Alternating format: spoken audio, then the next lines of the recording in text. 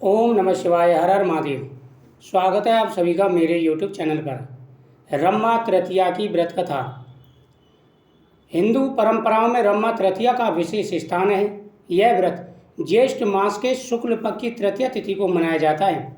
इसे सौभाग्य का व्रत भी कहा जाता है और विशेष रूप से स्त्रियां अपने पति की लंबी आयु, अखंड सौभाग्य और सुखमय दाम्पत्य जीवन के लिए इस व्रत को करती हैं। इस दिन माता गौरी और रमा अप्सरा की पूजा की जाती है। जब आप पूजन कर लें, हाथ में पुष्प लेकर के इस कथा का श्रवण करें। बहुत प्राचीन समय की बात है। एक नगर में एक ब्राह्मण परिवार रहता था। उस परिवार की बहू बहुत ही धर्मपरायण, पतिव्रता और सदाचारी थी। वह नित्य पूजा पाठ करती, व्रत रखती और अपने पति की सेवा में लगी रहती थी।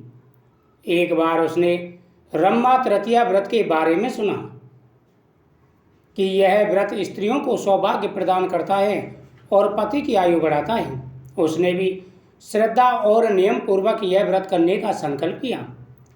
व्रत के दिन उसने स्नान करके शुद्ध वस्त्र धारण किए और मिट्टी से माता गौरी और रमा अप्सरा की प्रतिमा बनाकर पूजा की। दिन भर उपवास रखा और संध्या के समय कथा सुनकर पूजा संपन्न की। परंतु संयोगवश उस दिन उसका पति किसी कार्य से बाहर गया हुआ था और लौटते लौटते रात हो गई। वह अंधकार में घर लौट रहा था कि रास्ते में एक सर्प ने उसे डस लिया और वह मूर्छित होकर गिर पड़ा। उधर उसकी पत्नी, जो कि व्रत में थी, पति की प्रतिज्ञा कर रही थी, इंतजार कर रही थी। रात अधिक हो जाने पर उसे चिंता होने लगी। वह दीपक लेकर खोजने निकली। मार्ग में जब उसने अपने पति को मूर्छित देखा तो व्याकुल होकर रोने लगी। फिर उसे स्मरण हुआ कि उसने आज ही रमा तृतीया का व्रत किया है। उसने सच्चे मन से माता गौरी से प्रार्थना की कि हे माँ, यदि मैंने सच्चे नियम और पूरी श्रद्धा से यह व्रत किया है तो मेरे पति को जीवन दान दीजिए। उसकी इस प्रार्थना से देवी प्रसन्न हुई और तुरंत वहाँ प्रकट होकर बोली, हे साधी, तुम्हारी भक्ति और व्रत से मैं अति प्रसन्न हूँ। तुम्हारे पति को दीर्घायु और उत्तम स्वास्थ्य प्रदान करती हूँ। इतना कहते ही उसका पति उसमें आ गया और सर्पदंश का कोई भी प्रभाव नहीं रहा। दोनों पति पत्नी ने मिलकर माता की स्तुति की और उनका आशीर्वाद लिया। तभी से यह व्रत रमा तृतीया के नाम से प्रसिद्ध हुआ। कहा जाता है कि इस व्रत को करने से स्त्रियों को अटल सौभाग्य की प्राप्ति और घर में सुख शांति रहती है, पति की आयु लंबी होती है। इस दिन स्त्रियां 16 श्रृंगार करती हैं, व्रत रखती हैं, माता गौरी की पूजा करती हैं और रमा तृतीया की यह पावन कथा अवश्य सुनती हैं। दूसरी कथा बहुत समय पहले की बात है। एक गांव में एक निर्धन ब्राह्मण परिवार रहता था। उस परिवार की बहू सावित्री नाम की एक स्त्री अत्यंत पतिव्रता, धर्मनिष्ठ और सेवा भाव से परिपूर्ण थी। उसका पति गंभीर बीमारी से पीड़ित था और दिन प्रतिदिन दुर्बल होता जा रहा था। सावित्री ने हर उपाय कर डाले, लेकिन किसी से भी उसे राहत नहीं मिली। एक दिन एक साध्वी महिला उस गांव में आई। सावित्री ने विनम्रता से उसकी सेवा की। साध्वी उसकी सेवा भाव से प्रसन्न हुई और उसे बताया, बेटी, यदि तुम रमा तृतीया का व्रत पूरी श्रद्धा से करो तो तुम्हारे पति को आयु, रक्षा और रोग मुक्ति का आशीर्वाद मिलेगा। इस व्रत से माता गौरी और स्वर्ग की सुंदर अप्सरा रमा प्रसन्न होती हैं। उनका आशीर्वाद अटल हो, सौभाग्य और पति की दीर्घायु देता है। ऐसे व्रत के करने से हर प्रकार के दुख दूर हो जाते हैं। सावित्री ने व्रत करने का निश्चय किया। उसने व्रत की पूरी विधि जानी, मिट्टी से माता गौरी और रमा की प्रतिमा बनाई, उन्हें पुष्प, अक्षत, चंदन आदि अर्पित किए और दिन भर उपवास किया। व्रत के बाद कथा सुनी और सावित्री माता से मन ही मन भगवान शंकर और माता पार्वती से प्रार्थना की कि हे भगवान, यदि मेरा पति ही मेरा परम धर्म है, यदि मेरी श्रद्धा सच्ची है, यदि मेरी सेवा से किसी भी प्राणी को सुख मिला है तो मेरे पति को जीवन दान दीजिए। सावित्री की भक्ति सुनकर माता गौरी प्रसन्न हुई। उसी रात सावित्री के पति को गहरी नींद आई और जब वह सुबह उठा तो वह पूर्ण रूप से स्वस्थ था। घर में जैसे खुशियों की बौछार आ गई। गांव भर में सावित्री की श्रद्धा और व्रत की महिमा की चर्चा होने लगी।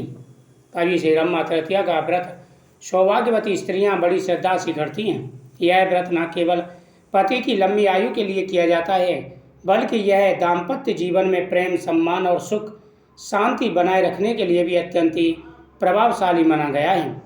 इस कथा के श्रवण करने से मनोकामना पूरी हो जाती है, माता प्रसन्न होकर के सुख समृद्धि देती हैं। रमा तृतीया की तीसरी कथा। बहुत समय पहले की बात है। एक वन प्रदेश में एक तपस्वी ऋषि आश्रम में निवास करते थे।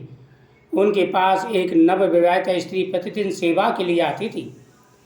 वह स्त्री अपने पति के साथ बहुत प्रेम करती थी, लेकिन उसका पति अत्यंत क्रोधी, निर्दयी और व्यसन में लिप्त था।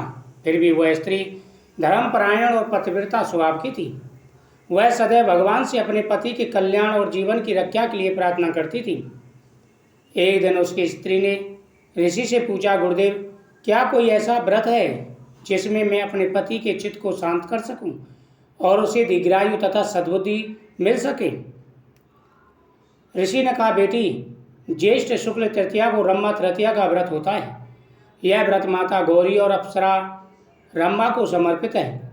रमा स्वर्ग की सुंदरतम अप्सरा थी, परंतु वह भी अपने सौंदर्य से अधिक अपने प्रेम, सेवा और समर्पण के लिए पूजित हुई। जिसने यह व्रत श्रद्धा से किया, उसे अखंड सौभाग्य की प्राप्ति हुई और पति को सद्बुद्धि और दीर्घायु मिलती है। स्त्री ने व्रत करने का निश्चय किया।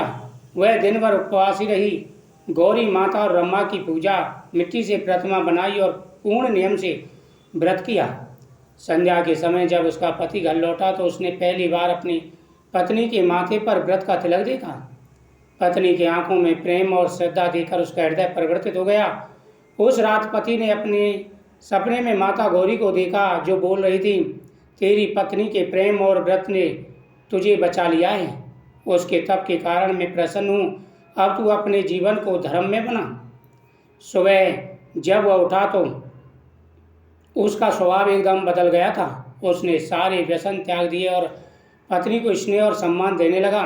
दोनों का जीवन सुखमय हो गया। यह कथा इस बात का प्रतीक है कि एक स्त्री का सच्चा प्रेम, व्रत, श्रद्धा और भक्ति कितनी बड़ी से बड़ी विपत्ति को टाल सकती है। रमा तृतीया का व्रत न केवल पति की दीर्घायु के लिए, बल्कि उसके जीवन में सद्बुद्धि और सच्चे प्रेम के संचार के लिए भी किया जाता है। यदि आप चाहें तो पूरी श्रद्धा के साथ में यह व्रत करके घर में खुशियां ला सकती हैं। यह व्रत बहुत बड़ा व्रत है। इस व्रत के करने से हर प्रकार की मनोकामना पूरी हो जाती है।